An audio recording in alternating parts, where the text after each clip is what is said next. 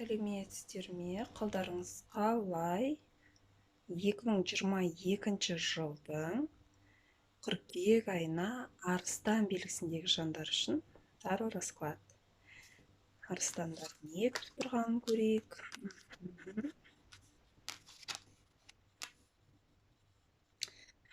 Восьмерка чаш. Қыркүйек айында жаңағы бір артқа қайтатын ситуация болатын болса, жаңағы нежелательно артқа қайтып, өткенді жаңағы ойлап, өткен жұмысқа, өткен іске, өткен жаңағы бұрынғы танитын адамға қайта оралудың қажеті жоқ. Мысалы, сізді ренжіткен болса, мысалға бұрын жұмыстан шығып кетіп, қыркүйек айында сізді қайтадан шақырса, бұрынғы жұмысқа барудың қажеті жоқ. Егер жұмыс іздеп жүрсеңіз, сізге жаңа жұмыс, жаңа өмір бастау керек, алдыға қарай жүру керек. Артқа кетудің қажеті жоқ. Бір өміріңіздегі болған бір история, бір оқиға қайталанып жатса, оны басқалай жасау керек.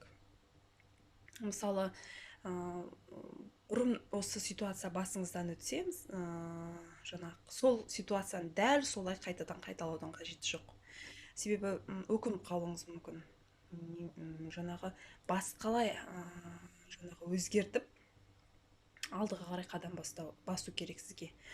Прошлойға оралудың, өткенді ойлаудың, өткенді переживать етудің қажеті жоқ. Сізге алдыға қарай жүріп, жаңа бастама, жаңа қадам жасау керек.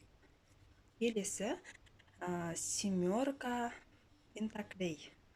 Арыстандар, қыркүйек айында көп суммалы немесе ақша күтіп жүрсеңіз, біреу қарызын қайтару керек болса, ақша түсу керек болса, жақын арада түспейді. Немесе жарты суммасы ғана түсуі мүмкін, толық қолыңызға ала алмайсыз. Және де жасап жатқан жұмысыңыздың результатын қыркүйек айында бірден көресіз деп айта алмаймын.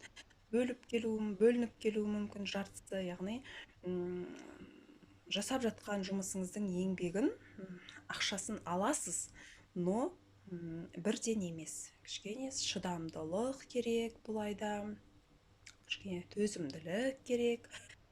Сіздерге туз мечей, жаңа бастама, жаңа жұмыс, жаңа предложение түсіп жатса, қабыл алғаныңыз үшін.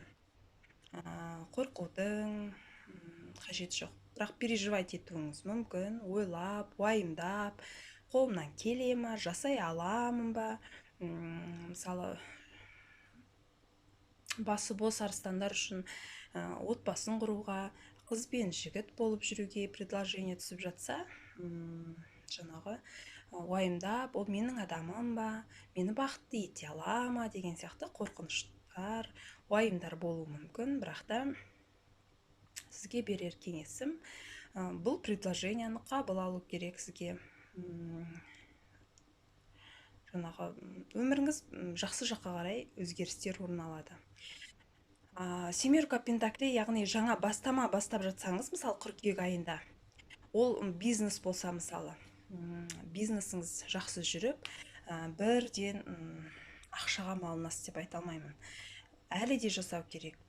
Біраз, мысалы, бизнесте болсаңыз, саудада болсаңыз, біраз клиент жинау керек. Бұл іс, бұл жұмыс, жүретін жұмыс. Тек біраз сабырлық танытып, кішкене жаңағы бизнесіңіздің, жұмысыңыздың дамуына шыдамдылықпен қарағаныңыз жөн. Осымен раскладыңыз аяқталды. Лайк басып, менің каналыма тіркеліп, комментарий жазып, мені қолдап отырыңыздар. Рахмет, сау болыңыздар. Келесі айда кездескенше.